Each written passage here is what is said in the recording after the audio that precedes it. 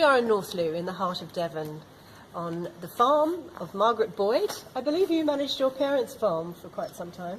Yes, so I ran the family business in Surrey for 10 years after finishing college, before going to France for 14 years as an EU citizen to farm beef and sheep, and then moved the family business down to Devon a year or so ago.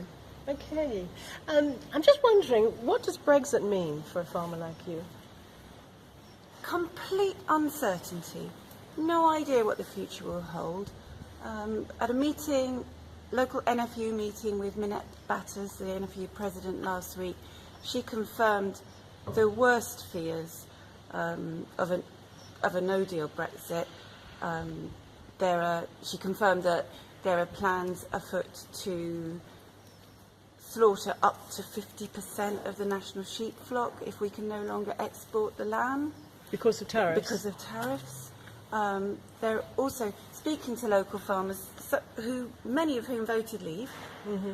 They were hoping that perhaps we would, food prices would go up, farmers would be appreciated more.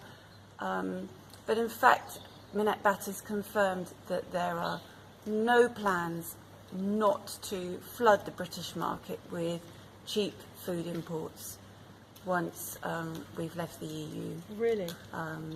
So there's rumours we hear about cheap food from the United States. Yes, in fact, the famous chlorinated chicken, hormone-fed beef. Yes, there'll be no protection from those imports anymore.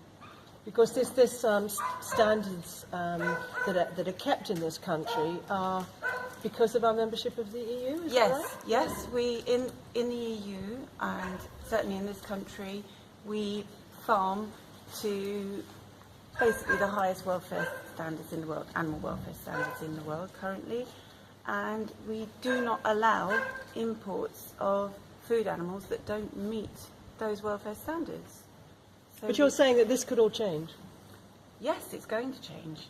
Right. There are no plans to stop it. So, yeah. And I know you've had a bit of an insight into the post-Brexit agricultural policy being worked on by Michael Gove, and there's nothing in there about food production. No, nothing whatsoever. So any budget, I mean, the government say they've protected farmers' support payments up to 2020. After that, we have no idea. There's no mention of food in the bill, and food and farming. And any budget could just be spent, if it's environment, it could be spent on restoring old buildings in London. There's nothing to say it has to be spent on food and farming. Really? Because it's an environmental policy rather than a farming policy. Yes.